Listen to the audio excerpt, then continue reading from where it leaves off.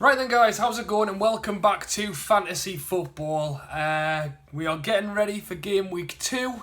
Game Week 1, I did alright. I did better than the average, but there was definitely people who did better than I did, including a lot of you guys. So we'll actually take a look at the league first. Sitting top after 1 week with 122 points is Jay Bernstein. Wow. Come on, you Spurs is the best. 122 points. Dear me. Second place, we've got Paul, joint with Jerry. 109, very good. I mean, I've said I did all right. I'm getting shown up quite a lot here, I'm not going to lie. Let's take a look at Jay's team. Schmeichel in net. Wan-Bissaka and Maguire at the back, along with Van Dijk, who obviously got a goal. Salah, Sterling. Chowdhury, that's a bit of left field for you, 3 points, but Rashford is a very, very good shout, and Harry Kane is captain, is very good as well. Imagine if he'd put Sterling as captain, it would have been outrageous. Origi up top, that was one of my top tips, so Jay must have been watching my video from last week. Probably not. Unless he watched it and that was the only idea that he took from it, that's possible. But mate, that is absolutely cracking. To be fair, anyone who has made it onto the top page, well done you. As I scroll down, if you spot your name there, make sure to let me know down in the comments below on this video how you got on in your first week, and maybe if you had a player who did unexpectedly well, make sure to let me know about them. If we go all the way down, we can see how I did. 415th, 82 points. We'll have a look at my team for a second, but just beforehand, I can see down here we have a load of late entries. So if you haven't joined my league yet and you're thinking, oh, I've already missed Game Week 1, can I still get involved now for Game Week 2? You definitely can. I know obviously it's going to be tough sometimes to catch up when you've missed a week, but these are all the people who have missed Game Week 1 and are just joining in now, and the code will be on the screen somewhere. So yeah, make sure to get involved. You can always catch up. But let's take a look at my team. So as I said, I did okay, 82 points. I did make a couple of, I think it was one last minute change to my team. And it didn't really make a difference, to be honest. So I remember I had Edison in net, switched it over to Allison, and then in order to make room for Salah last video, I switched Allison out and put in Foster. Good thing is, Allison is injured. Bad thing is, Foster got 1 point. My defence, Robertson got 2. Rico, again, that was one of my top tips for the weekend. It didn't work out. Bournemouth against Sheffield United. Rico played the whole game for Bournemouth. He's only 4 million. He played the whole game, and Bournemouth have got another decent fixture this weekend against Aston Villa. So, fingers crossed Rico can be a good asset for a very low price. Zinchenko, Man City, got 6 points.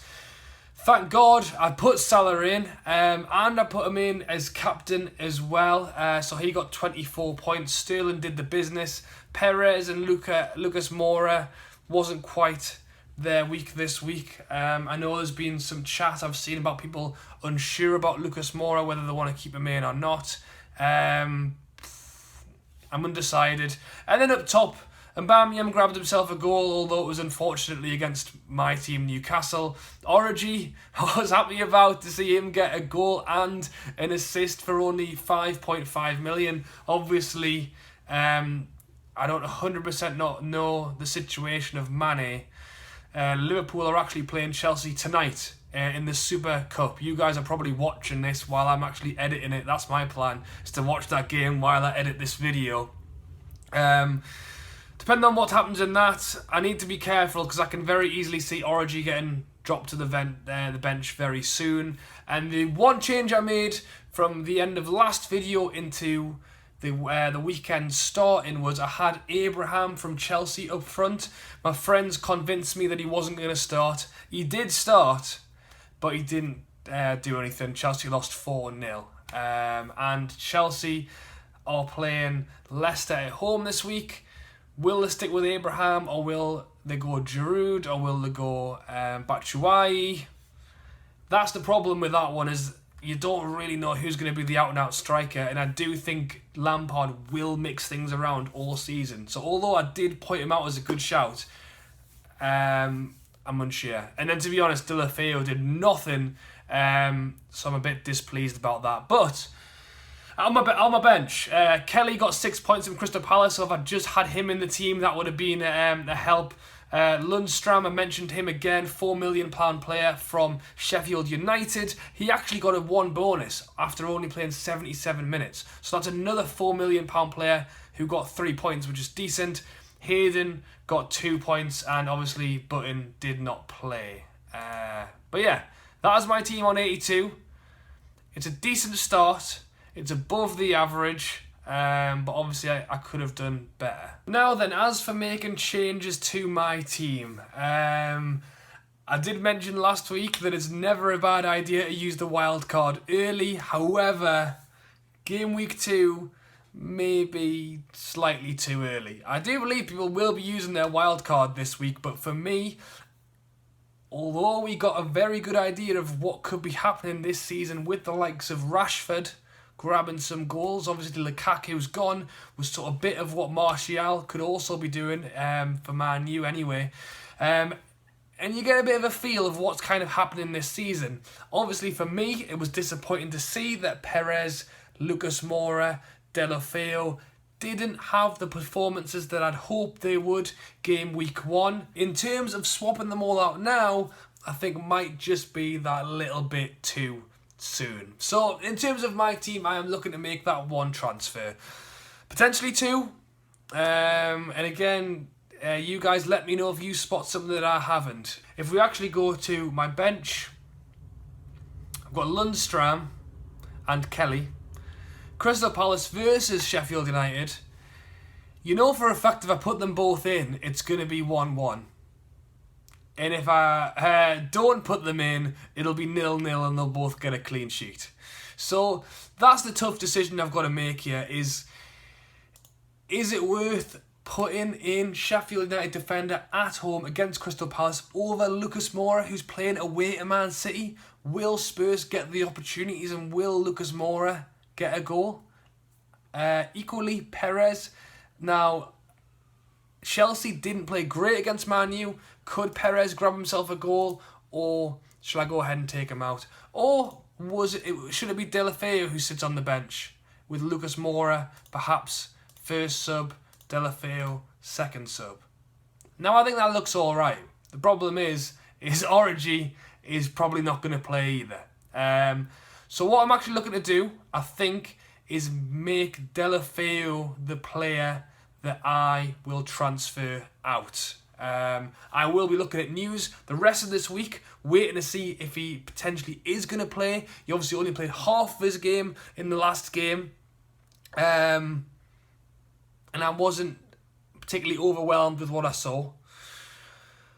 But, yeah, let's look at the striker options. Deulofeu is 6.5 million. I do have 0.5 in the bank, which again, I'm going to get more for my money taking out Deulofeu than I am Origi. And to be honest, I think Origi's got as much chance of scoring with 30 minutes at the end of a game as Deulofeu does with 45 minutes of a game if he's not going to play the full match, if you know what I mean.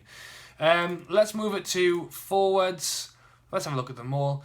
Barnes at Burnley, obviously very high scoring. Potential option, but he is playing Arsenal away. Rashford, if you've not got Rashford in, I think he's a very good shout, but he is expensive. Kane, too expensive for me. Sharp from Sheffield United, he's only 6 million, but he only came on for 8 minutes and scored the equaliser. So if he's not going to start...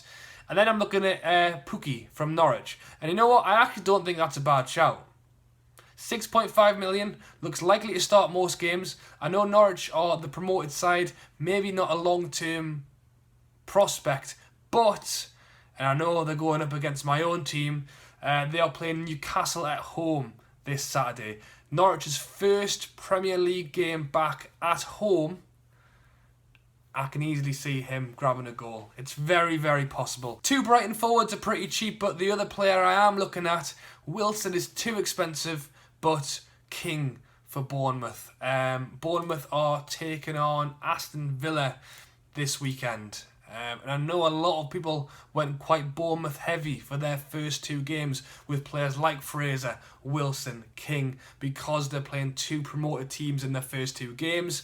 They didn't quite live up to the expectation with the 1-1 draw against Sheffield United, but they could change things around against Aston Villa. But as it stands, I think it could be Pukki. And that's it, guys. So yeah, at the minute I'm looking to remove Deulofeu for another striker, King, Pukki, someone along those lines. I am going to wait till later in the week before confirming that change, just in case something happens. You know, Liverpool, Chelsea will be on very shortly, and I don't know what's going to happen. If Mane gets injured again, I know it's likely that Origi is gonna start. Equally with Salah, Robertson, I don't know. So it's worth holding off until not the last possible minute in case you forget, but waiting until later in the week. Let me know down in the comments what you are doing with your team ready for game week 2. Surely it's too early for the wild card, or are you going to go for it? If you are making your one change this week, let me know what it is. Maybe you're going to make 2 changes and it's worth paying that little bit of money. But also let me know what you think of what I'm going with this week. What about my Deulofeu out, new striker in? Do you think that's a good option, or have you spotted something else in my team which I would be better off doing? Do subscribe if you want to see more fantasy football videos, and drop a like if you would potentially like to see another fantasy football video Friday night or first thing Saturday morning, just to let you guys know exactly what I decided to do with my team before the Premier League kicks off at the weekend. But yes, fingers crossed the Liverpool-Chelsea game tonight is good, and once again I am looking forward to the Premier League this weekend. Alright guys, thank you all for watching as always, and I'll catch you later.